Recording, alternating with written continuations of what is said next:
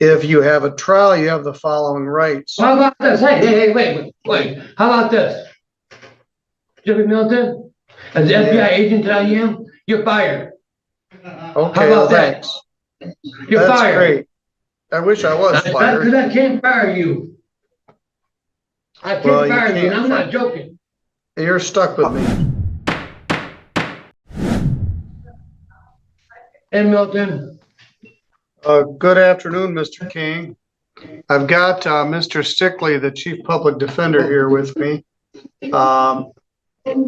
I got a notice that there's an allegation that you violated your personal protection order. I saw this when I first came in this morning, about 10 after 7. I looked at the roster and I saw you were on it. There was a circuit court matter. Apparently, you've already seen Judge Stutzman, and he gave you a day in jail and a new date to appear. You also, I'm advised, have a hold on you from Cass County on a fail to appear for what was listed as cyber stalking. So you have a case in Cass County. And I called my attorney.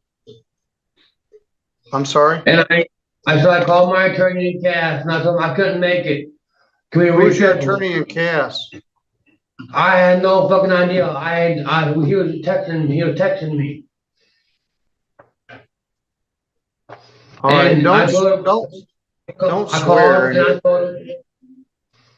I called him and I told him, I said, I cannot make it to court. I don't have a ride. Can we reschedule? Well, all right. That's their problem and they'll deal with that. My issue is I ordered a restraining order prohibiting you from having contact with Virginia Swanson or going to property at 1307 Briarwood Court, lot 24. And as I recall, this was your brother Dewey's house, and he passed away last October. And there's been a lot of discord since then. Anyway, the allegation is that you did go to that property in violation of my order. So the prosecutor has authorized a violation of a personal protection order. As such, I don't know if they gave you these rights, so I'll give them to you.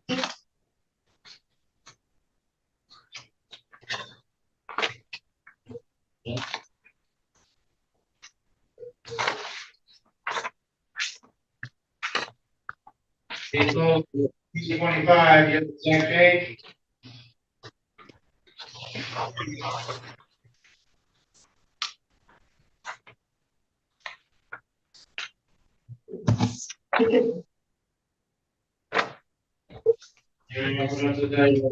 Well, let me find them. No, wait,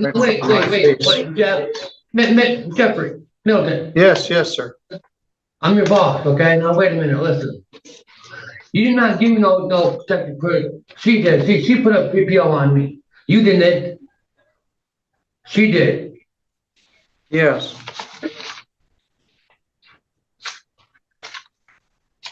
And that is my house. That's in my name. It's in my name, Righteous King.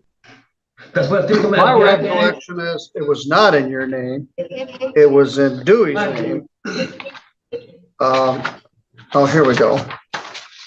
But that's to be determined. At any rate, they had requested at least one previous PPO, which I denied because as a rule, you can't use a personal protection order to evict somebody. But there was a separate set of incidents and I authorized the PPO. So you're alleged to have violated that PPO by going to that property and you were prohibited from doing so. You have the following rights. You have the right to be presumed innocent until proven guilty. You have a right to plead guilty or not guilty. At this point, I'm assuming you're going to plead not guilty. You have a right to be tried by a judge without a jury. You have the right to have the assistance of an attorney. So we're going to appoint an attorney to assist you. You have the right to an attorney appointed by the court at a cost of at least $150 or to hire your own attorney if you plead not guilty today. If you have a trial, you have the following rights. How about this? Hey, wait. How about this?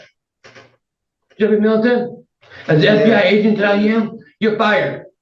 Okay, well, thanks. You're That's fired. great. I wish I was Because fired. I can't fire you. I can't Well, you fire you, and can't I'm fire- not joking. You're stuck with me. All right, let me finish this. You have a right to see, hear, and question the witnesses against you at trial. You have the right to call witnesses to testify for you at trial, to have the court order any witnesses you have for your defense to appear at trial, and to be a witness for yourself at trial or to remain silent. You have the right to have the prosecutor be proved beyond a reasonable doubt that you're guilty of criminal contempt or by clear and convincing evidence of civil contempt. Hey, You have the right to be heard on bond, which we will address here in a moment. Well, If you plead guilty, let me finish this, Mr. King, then I already have to say. If you plead guilty or no contest, your plea is accepted, you will not have a trial, you will give up the rights that I read to you above. An appeal of right for finding of criminal contempt may only be taken within 21 days. If your plea is accepted, any appeal on your conviction and sentence would be by right. Federal law and state law may prohibit you from purchasing, possessing a firearm if you're convicted of criminal contempt. So at this point, Mr. King, do you wish to plead not guilty to the PPO violation? you're fired. All right, thanks. No. I'm FBI agent Righteous King. You know I'm your boss. You're about an FBI agent like I am. I'm reading Black Mass, which is about the FBI in Boston, which is very interesting. But Mr. King, you're not an FBI agent. You know it and I know it. And you don't have the right to fire me, even though I wish you could. Then somebody else could do this. Anyway, I'm going to show your plea not guilty. I'm going to appoint an attorney. And I'm going to set a PV hearing, a PPO violation hearing.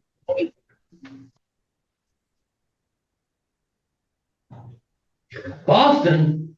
I work in Washington, D.C., dumbass. Not Boston. The book is in Boston, and don't call me dumbass. No, FBI headquarters is in Washington, D.C., on Pennsylvania Avenue. Okay. Do your math. Do your math? Okay? That's where I work at. Yeah, all right. Call them. Now, Call them on the phone Mr. now. King. Call them on the phone. Are you scared? Are you scared? You are. You know I work for the FBI. I didn't know why you say this kind of stuff. Mr. King, I'm going to mute your microphone because I don't really care what you have to say. And you're a supreme case of the pot calling the kettle black.